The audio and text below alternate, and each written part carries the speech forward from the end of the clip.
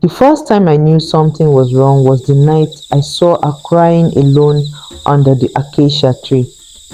But no tears were falling.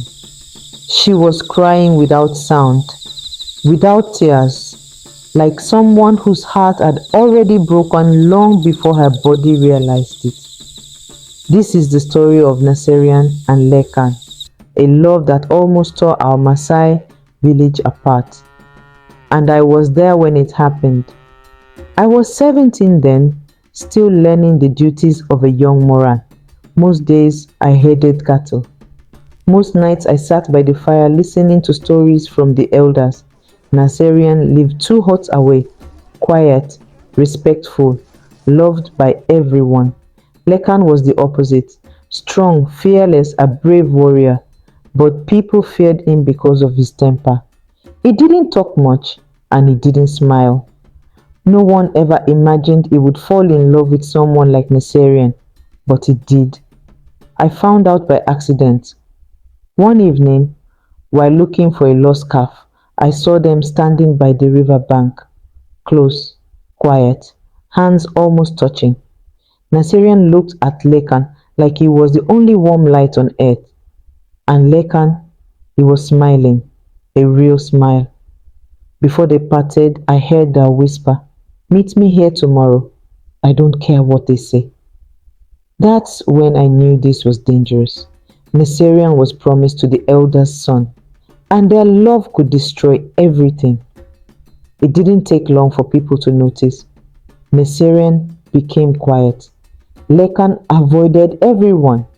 Then, one night, the elder's son saw her sneaking out and followed her.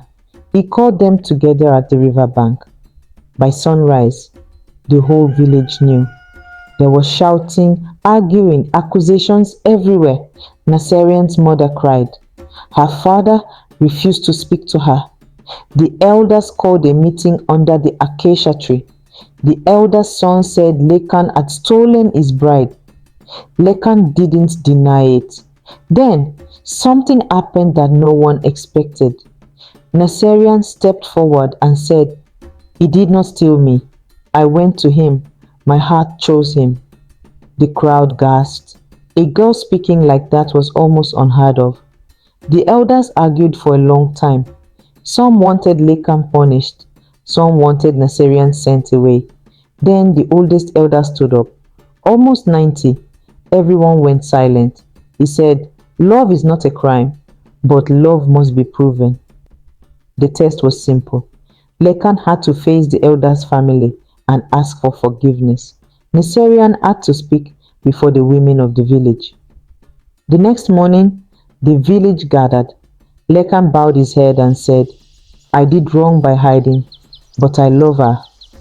Later, Naserian said, "I do not want a marriage without love. My heart is mine." The elders gave their answer that evening. Naserian and Lekan were free to marry. Some people complained, but the decision stood. I watched them walk together through the village openly. Finally, Lekan looked lighter. Naserian looked truly happy.